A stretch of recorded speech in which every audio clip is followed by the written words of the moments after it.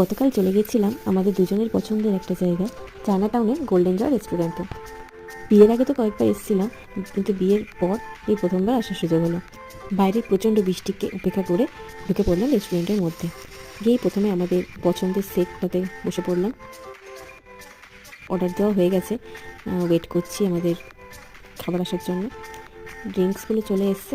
আমরা অর্ডার করেছিলাম dragon chicken, যেটা আমাদের দুজনের খুব ফেভারিট, আর প্রন চিপস। এই দুটো আমরা এখানে আসলে অর্ডার করি। আর সাথে নতুন ট্রাই করেছিলাম চিলি পর্ক।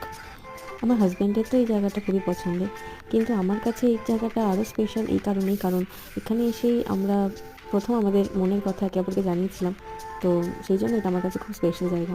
তো খাওয়া দাওয়া আমাদের হয়ে গেছে, এখন বিলটা পেমেন্ট করে আমরা বেরিয়ে পড়বো।